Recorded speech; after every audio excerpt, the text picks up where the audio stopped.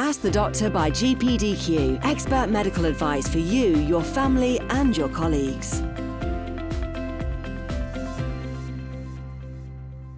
Hi, it's Lucas, and I look after corporate healthcare at GPDQ. I have our clinical director on with us today, Dr. Katharina Crystalis. Hello. Hi, Lucas. It's International Women's Day today, so let's just shout out to all you lovely ladies and you, Dr. Katharina. we have chosen today to discuss women's health in the workplace. Why is this an important topic to discuss? So could you tell us a little bit more about this, please? Absolutely. Thanks, Lucas.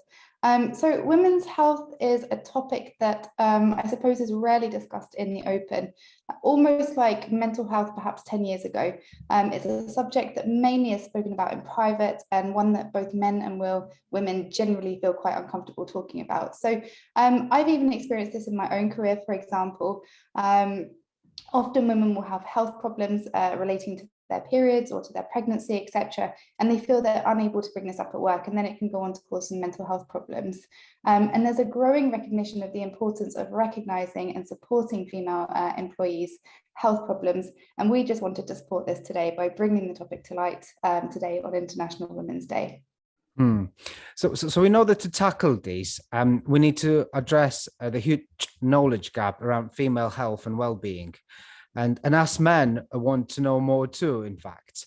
We do, as men, need to know more about women's health in the workplace, as men are managers and colleagues, while at home, their parents, fathers, uncles, brothers, and sons. So could you start us off by just highlighting some of the problems women face in the workplace? Absolutely. So some of the problems are not actually health conditions. There might just be the different stages of a woman's life that can actually impact on her work life. So if you think about it as a woman kind of grows through her years, periods, for example, a woman obviously experiences periods or whilst they go through those years of their life about once a month. So at work, a woman would experience her period once a month. And while she's going through that, she might experience pain or sweating or tiredness or mood swings, perhaps difficulty sleeping. And so obviously these things might impact on her ability to work or concentrate, etc. And it's not something that she would be discussing on a monthly basis with her colleagues. Going forward, if a woman is pregnant, often in the early stages of a woman's pregnancy, she wouldn't actually tell her colleagues that she's pregnant for many reasons, but that might result in, for months, she could be experiencing perhaps morning sickness, so going to the bathroom secretly to vomit, for example, and this could happen many times, for example, during the morning of a working day. So she might also feel like she's sweating or nauseous and anxious also about the pregnancy, and not explaining this to her colleagues and explaining what's going on. Equally, a woman perhaps could go through a miscarriage. And again, because it's in the early pregnancy, women could go through this and not discuss it with colleagues, so colleagues wouldn't know what's going on.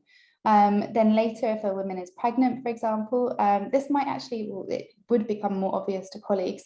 So it could actually be easier to manage because it's visible in comparison to the less visible problems that she might be experiencing at other times. Menopause. So women in the workplace who experience menopause could be having mood disorders, could be having frequent urine infections, could be having pain, sweating, insomnia, many different symptoms that are not kind of accepted or acceptable to talk about in the workplace, especially if they're discussing these with their male colleagues. So there's many points essentially. What we're trying to say is that there's a lot of what women experience through their life is not actually visible. And perhaps because it's not visible to her work colleagues, they might be unaware.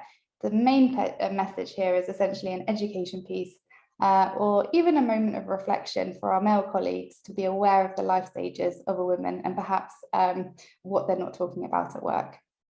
Absolutely. Yeah, thank you so much for that knowledge of yours. And yeah, happy International Women's Day once again. Thank you for listening. And it's worth mentioning that GPDQ is a leading corporate healthcare provider, providing with access to a range of GP-led services at the time and place that suits the needs of you and your team. So just search GPDQ and you'll find all our helpful health and well-being tips and advice from our Ask the Doctor series, as well as more information on our range of services. Thank you.